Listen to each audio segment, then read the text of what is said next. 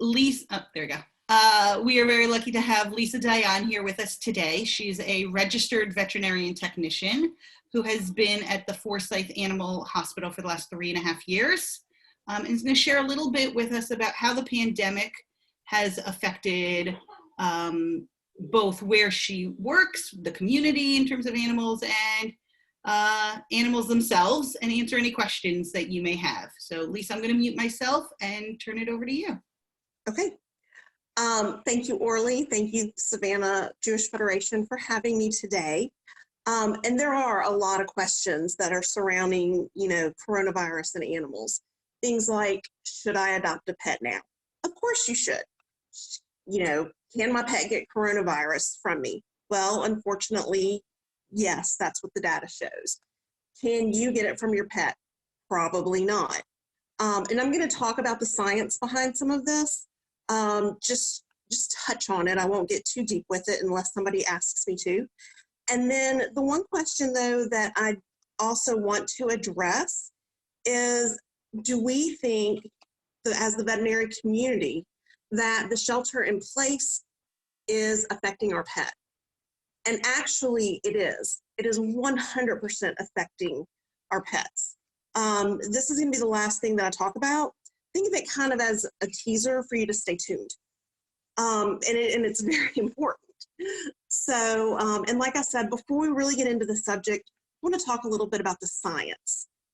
There is something called a fomite, and it affects how diseases, viruses, bacteria are transmitted. So by definition, this is a contaminated surface or object that you come in contact with. After you touch it, you touch your mouth, you touch your eyes, you touch your nose, you may or you may not become sick. It really depends on your immune system and how much of it is on your hand. Fomites are one of the reasons that some newscasters are highlighting that maybe it wouldn't be a bad idea to wash your groceries. Because what we know is that while certain bacteria and fungus can be carried on the hair and the fur of our pets, thankfully, we have no examples where any virus has ever been transmitted by contacting pet hair or pet skin. This includes coronavirus. So what the research shows is that smooth, non-porous surfaces, butter containers, countertops, doorknobs, that's where the virus is being transmitted. And it's being transmitted much better than things that are porous, like paper money or fur. So this is where the veterinary community, I guess, has a little bit of luck, because pet hair is porous and fibrous. So it's unlikely that you are going to contract COVID from your pet by petting it or by playing with them. Now, this information, I want to put a date on this. This is as of April 23rd. We all know that this is an ever-changing, evolving virus. And then the only other thing that I would like to mention is, just because we cannot get, or at least we don't think we can get coronavirus from pets, there are other things that we can give our pets and they can give us. So it's always a good idea to wash your hands before and after you interact with your pet. Also, there is no evidence that suggests that animals, and this includes our pets, that may become incidentally infected by humans are playing a role in that spread of the COVID, okay? Human outbreaks are driven by person-to-person transmission. This is a primary route. This is why they are talking about social distancing. Now, there is a small risk of transfer of the coronavirus from surfaces, which is a secondary route. That's why I was talking about the fomites. So when you think about your collars, your pet collars, your leashes, your carriers, this transfer is probably limited, and it's a really good idea to keep these items clean. You can put most collars and leashes in a washing machine. Carriers you can wipe down with some kind of wipe, an antibacterial wipe. We do know that this virus is susceptible to routine cleaning. So what that means is, just with some soap and water, it's going to take care of it. Now, if you're interested, and I can pass links on to Orly if you would like after this, the Environmental Protection Agency, they do have a list of wipes and ready-to-use and dilutable products that you can use to clean if you are worried, about coronavirus. So now the American Veterinary Medical Association, they maintain their current regulations regarding COVID in animals. So these these recommendations, they are supported by the guidance from the U.S. Centers for Disease Control, and they're also supported by the World Organization for Animal Health, okay? I'm gonna read these a little bit more than, I don't have them memorized. So the first one is that animal owners that do not have symptoms of coronavirus, that you should just continue to practice good hygiene with your interactions, okay? So wash your hands before and after your interactions. Wash your hands before and after you handle your pet's food, or when you're cleaning up their waste, or when you're, using supplies for them, such as leashes or collars. Do not let pets interact with people or other animals outside of your household. Cats, oh, they are so finicky, right? So the recommendation is to try to keep them indoors. Some of you, if you have outdoor cats, know this is not going to be possible. But if you are able to, the recommendation is to keep them inside. You want to try to prevent them from interacting with other animals or with people. You want to walk your dogs on a leash when you're outside. You want to try to maintain that social distancing of 6 to 10 feet. That means that you're not letting people come up and pet your pet or pet your dog while you're walking it. Okay? And then you want to avoid dog parks and public places where a large number of people and dogs gather. And let me just throw in a little extra, I'm from New Orleans, so a little lagniappe. Most places have a leash law, okay? And this means that if you are outside of your home with your dog and your cat, because people do put their cats on leashes, and you are seen without a leash on your pet, you can be fined.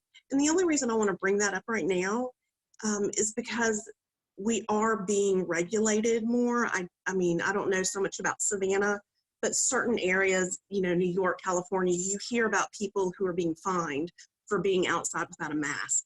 They will also catch you if you are outside with your pet and they're not on a leash. So those fines can be hefty. So just kind of keep that in the back of your mind.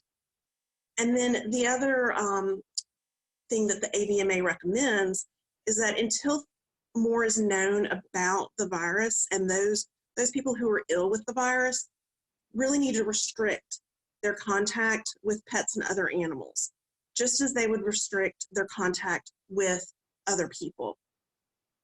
So how do they do this? Have another member of your household or business take care of the feeding and most of the care of your pet. If you have a service animal or you have to care for your pet, wear a face covering, like a face cloth or a face mask. And as hard as this is, don't share your food once you've started eating it. Don't kiss them, don't hug them, and wash your hands before and after any contact. Basically, you need to social distance yourself from your pet if you have coronavirus. I'm going to elaborate just a little bit on this point. The veterinary community as a whole, we cannot express strongly enough how important it is for you to have a plan in place for your pet in the event that you become ill. Please do not try to make arrangements once you are ill. Oftentimes you need to take care of yourself at that point. So this also applies to yourself. You want to take the time right now to talk to your loved ones about your wishes. Do you have a living will? Do you have an advance directive? And I am not trying to scare anyone, but some people who are infected are going to end up on a respirator. That's just the fact. And once you're on a respirator, you cannot speak for yourself. You cannot speak for your pet. Please make certain you have someone who can speak on your behalf. So just my little public service announcement. As to how things are being, how it's affecting the veterinary community with the shelter-in-place order, it's different depending on the veterinarian, because of course they're the ones that are going to set the standards in place for their own clinic.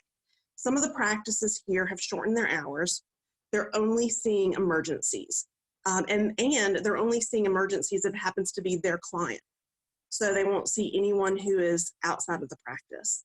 Many practices, including Forsyth Park Animal Hospital where I work, we are not letting clients into the building. For the most part, this has been received really well, and I would say that 99.9% of our clients do understand this. It is for their safety, it is for our safety. What we're doing is we have curbside pickup. People are welcome to come up to the front door and we will greet you at the front door. We are wearing a mask. We're going to take your pet inside. If you don't want to get out of your car, we'll meet you at your car. We're trying to make this as convenient for our clients as possible. We are doing routine vaccinations. Some clinics are not, just as a way to limit the number of pets that are in their clinic. Now, we are not performing routine surgeries like spays and neuters. It's very important for people to understand that for us to do a spay or a neuter sterilely, we have to wear masks, gloves, gowns. Everything has to be sterile. The face mask is not sterile, but your gloves and your gowns are. The humans that are, or the human doctors rather, that are in the ER, these are the people that need this protective gear. They need it so much more than we do. So we are limiting all of our surgeries to emergencies only. That way, well, and I know personally my boss has reached out to some of our doctors who are clients. We have a couple of doctors who work in the ER. She's actually offered gloves, masks, and gowns to them. So it's difficult for us to get the supplies, just like it's difficult for them to get the supplies. And then the most important question, I think, is how is this affecting your pet? It's a question that not a lot of people are thinking about. We are 100% positive that we're going to see some level of anxiety in most pets once the humans start to leave their house to go back to work.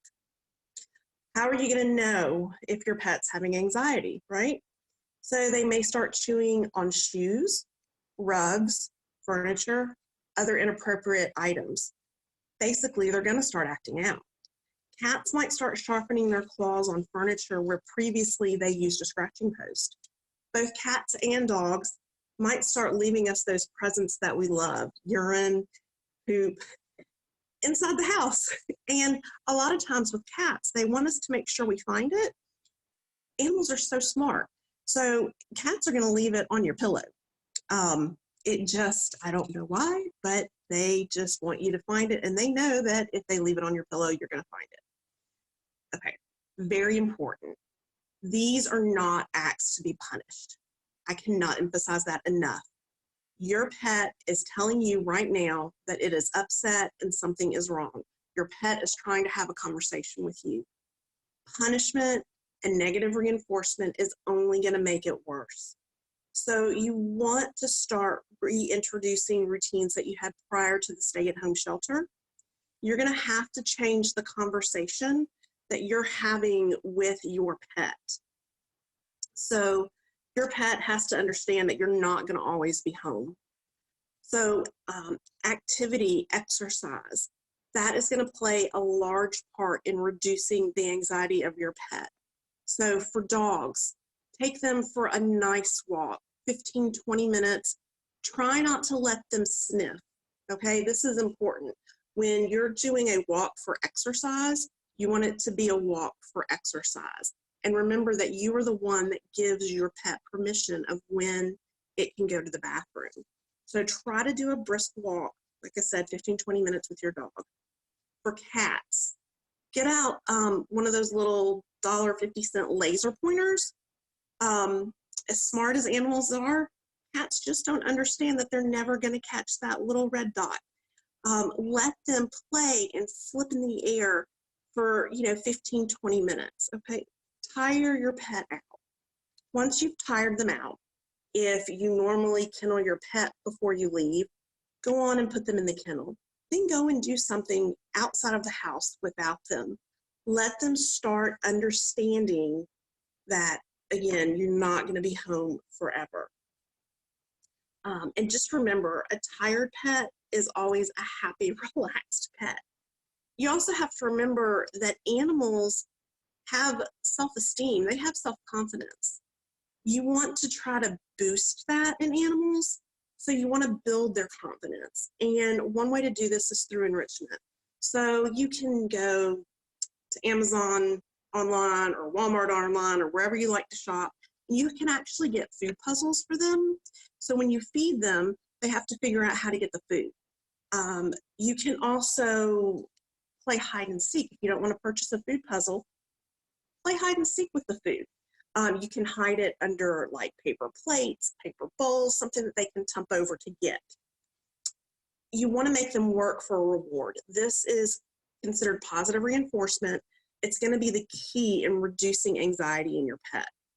And unfortunately, when it comes to anxiety, the longer it goes on, the worse it's going to become. Now, you want to call your vet and you want to ask your vet, what other things can you do now to limit anxiety? Some pets are probably going to need medication. Some pets may even need one-on-one with the trainer for a little while. So that's just something that is something that you can go on and start working on now. And just remember that during this pandemic emergency, animals and people each need the support of each other, and they need the veterinarians, and the veterinarians are there to support the good health of both. So, any questions?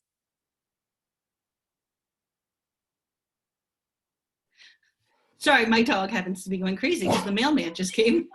That's okay. Which I would say is something new. Like, I think, I don't know about other things, and this was one of the questions that somebody had asked.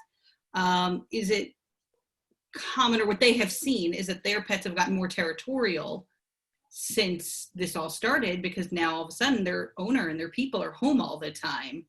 So is that something to be aware of and all that? Sure. Some people may notice that. Their territory. It's not so much that they're territorial, it's that they're protective of their owners. Right. And also, when you're home more, you do pick up on things that you may not have picked up on before. So this may be something that's always going on. I know that for some people, us personally, when we leave the house, we're not ones to open the blinds. We leave our house, we go to work, everything stays shut. Well, now the blinds are open. So, our dog is seeing more activity outside. And he's like, wait a minute, there are things happening outside the home. There's people walking by. And so it's kind of a new experience for him. But yes, definitely you can see your pets becoming a little more protective of you. Absolutely. And another question that someone had asked, and I can't remember if you touched on it, I'm sorry. Can pets get it from other pets, whether in the same home or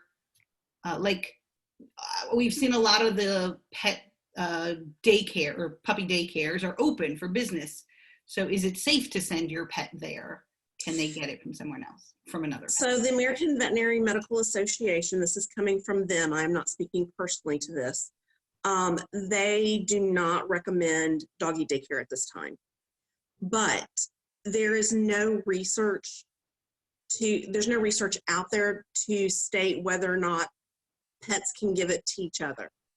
Now, coronaviruses in general, that's a pretty large, broad group. Okay, so COVID-19 is just one specific virus in this group. The flu is a virus. Dogs can get the flu, and we know 100% it is transmissible between dogs. Okay. And this is a different flu than what humans get. There have been I meant to write this down. There was a case, North Carolina, there it is. In North Carolina, there's a family that tested positive, and both of their dogs tested positive.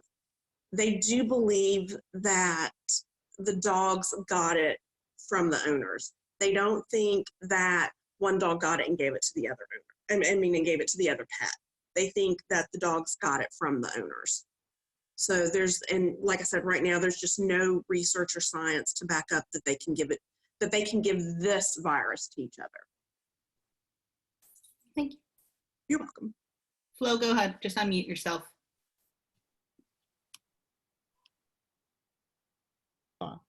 At the zoo, there was animals that got sick with the virus.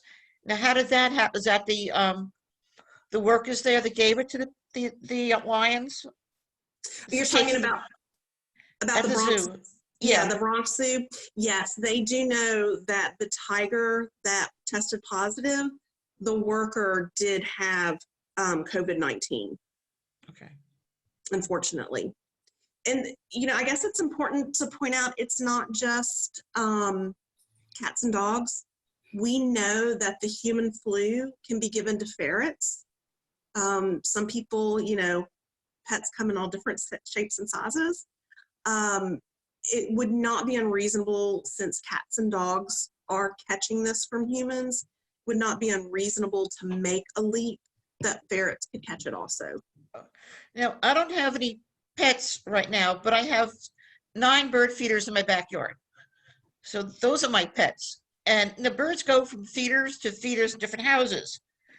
Is there a way of humans giving it to the birds and the birds from going to one feeder to one house to another house, of me coming down with it? Can birds get it?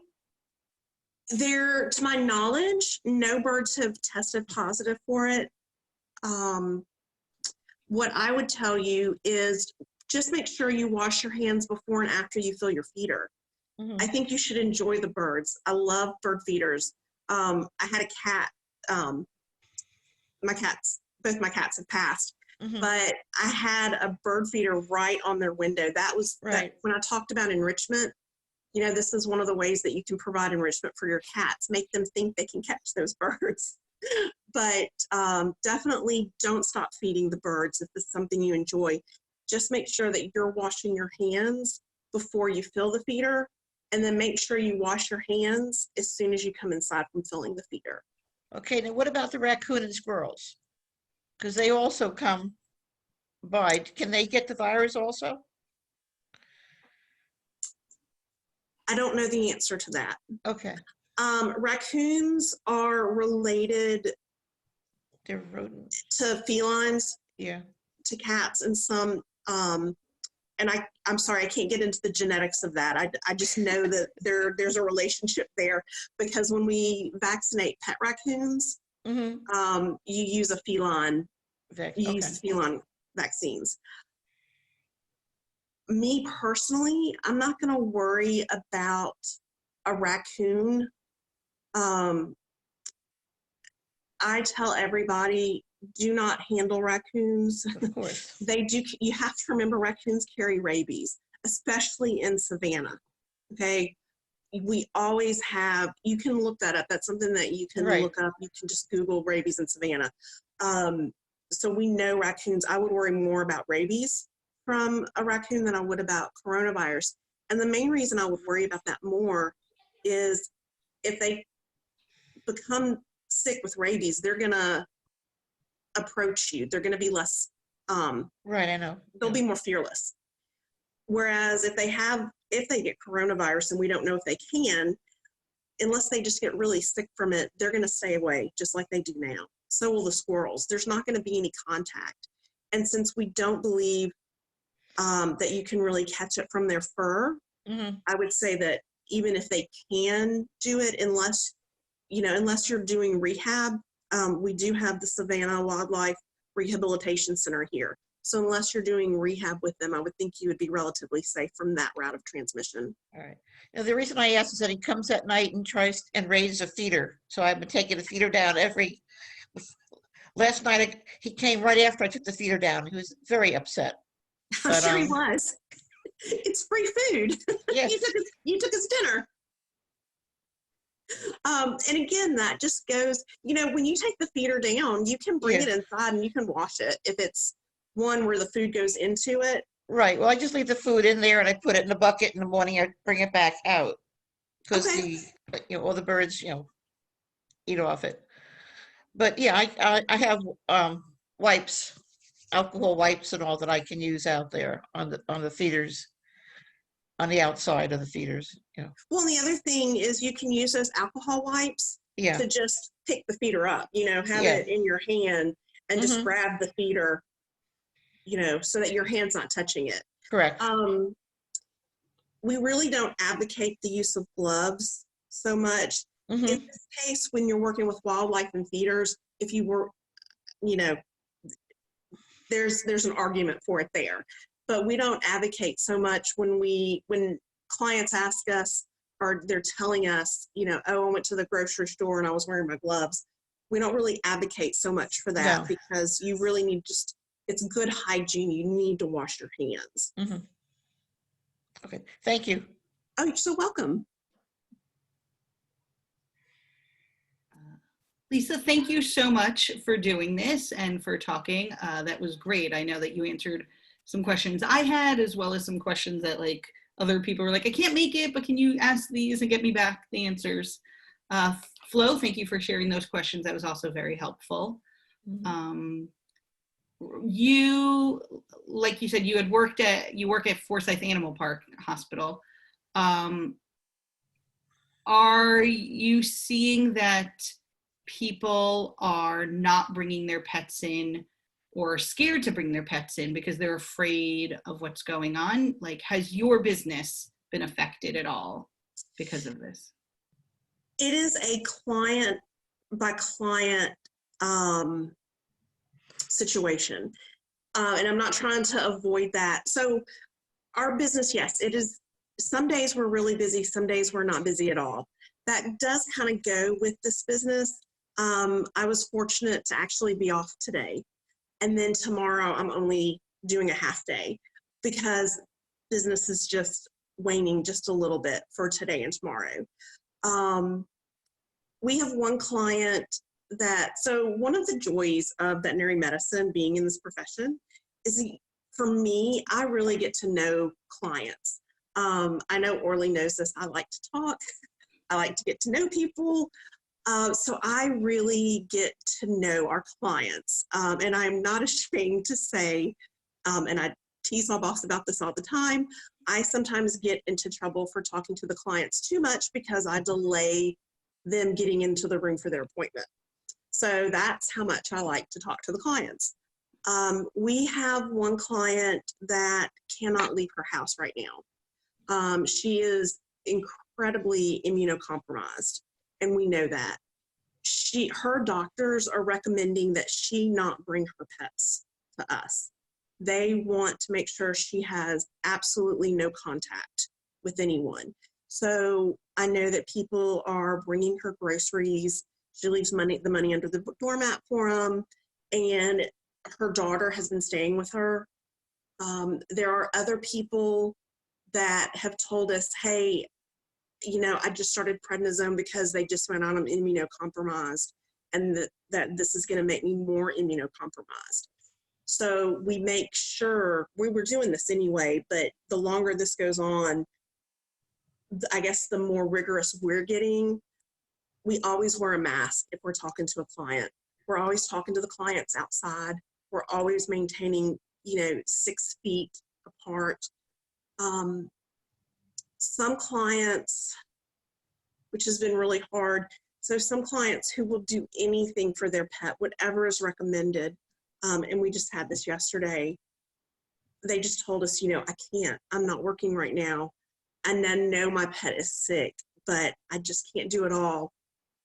Just help me get through this right now, and so it is our job to figure out, what is the most effective course of treatment for the least amount of money.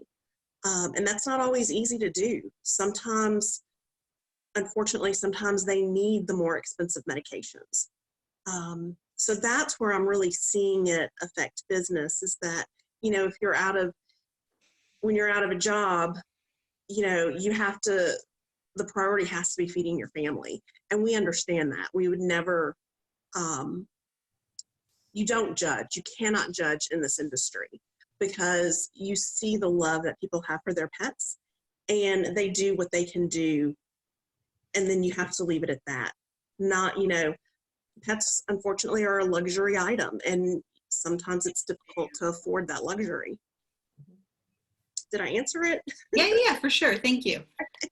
It's just been interesting having a variety of speakers talk to see how in the different industries people are getting affected because of this. And so it's a question that we're kind of asking across the board to see.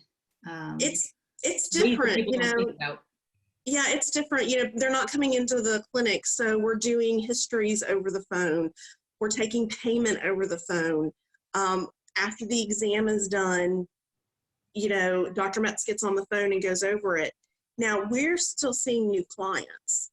So you have to understand, it takes a lot of trust in your vet to, when we weren't in a pandemic and people were coming in, if you've ever gone into a veterinary clinic and they had to take your pet away, and instead of saying, oh, we're going to take them to the treatment room, they'll say, oh, we're going to take your pet to the back.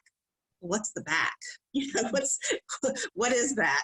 And now we don't even give owners that option. We're just taking their pet away from them. So for current clients and for those who are brand new to us, it takes a lot of trust on their part. And I think that our industry has to recognize how much people are trusting us with their pets.